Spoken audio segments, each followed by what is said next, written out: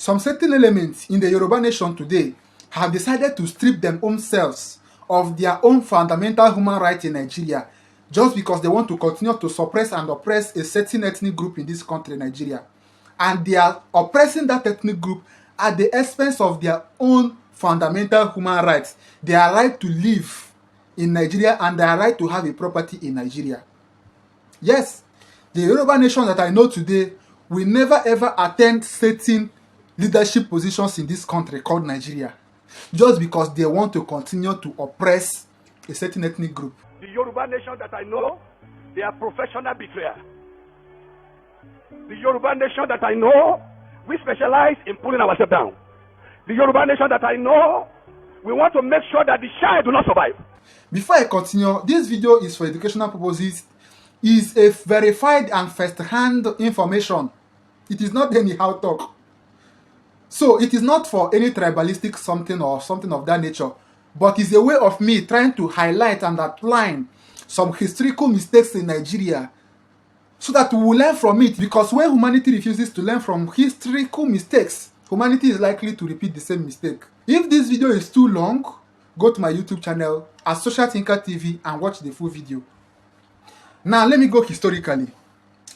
The more Yoruba people are oppressing a certain ethnic group in Nigeria, they are digging their own collective graves and they are losing their forest to a certain ethnic group that have claimed the ownership of Nigeria.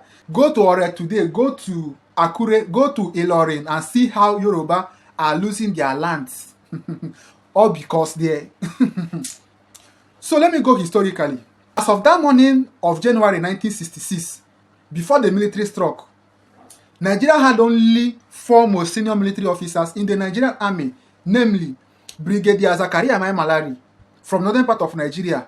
He is not an Hausa man, he is not a Fulani man, but he is from the north. Nigeria had Brigadier Samuel Ademulegun. Nigeria had Brigadier Babafemi Ogundipe. 2 of them is from Yoruba land, called Yorubas. Nigeria had Brigadier or Major General Aguiyi Ironsi from Umuahia in Abia State today, in Igbo land. So, only 4 of them. After that morning that the military struck, 2 out of the 4 were assassinated.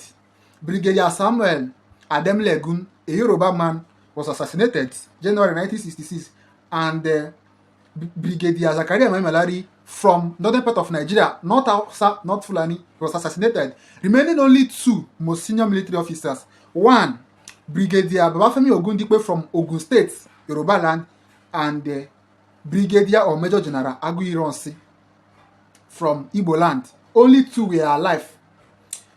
The most senior decided to take over because the military did not succeed, and Ogundipe was part of his government until the military struck again. This time around, it was a revengeful coup, a counter coup on July 29, 1966. It led to the death of the head of state, Ironsi, and it was only remaining just 1 most senior military officer, that is a Yoruba man, Brigadier Babafemi Ogundipe.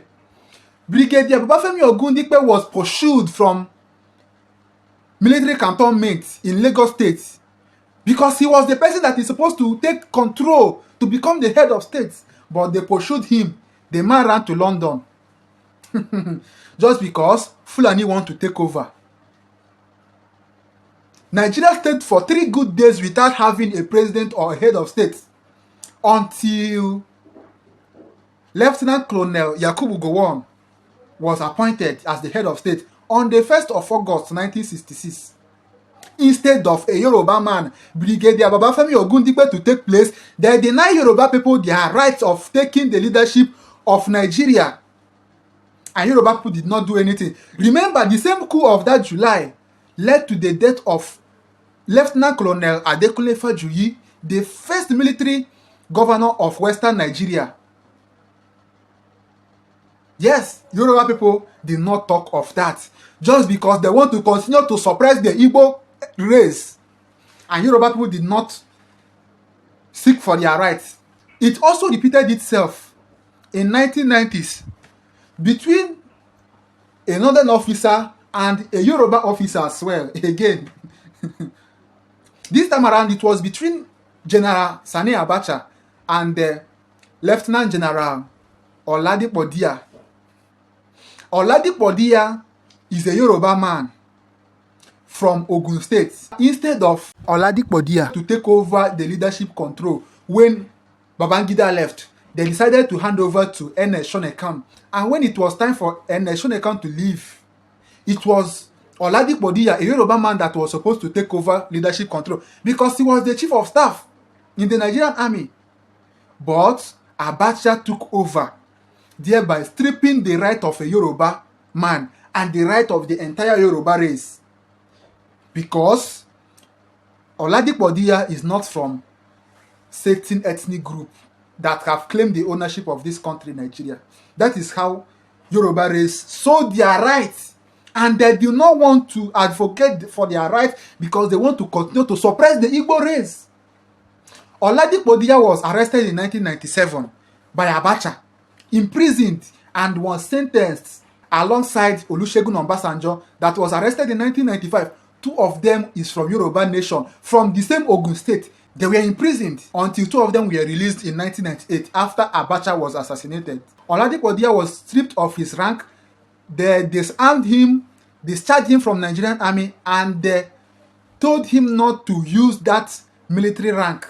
That is why we call him Chief Oladipo Dia instead of General or some military rank before calling Oladipo Dia. And Yoruba people never advocated for their rights in this country, Nigeria. Instead, they are busy suppressing the Igbos. Those of them in Lagos. Lagos is this, Lagos is that. Igbo people, go back to your east, go back to your land.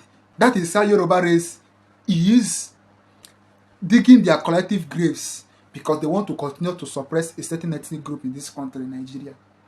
Did you understand it now?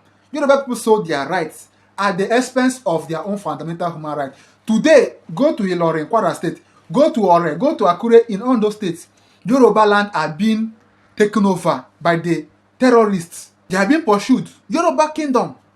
And they are not advocating for their right in Nigeria. Instead, they are shouting one Nigeria, one Nigeria. And Yoruba people are saying that they are wise. Yoruba people are not wise.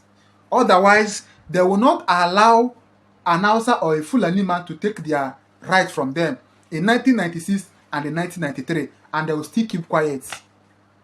Anyways, share your thoughts on this video responsibly and accordingly. For those of you that always like to cry responsibly in the comment section.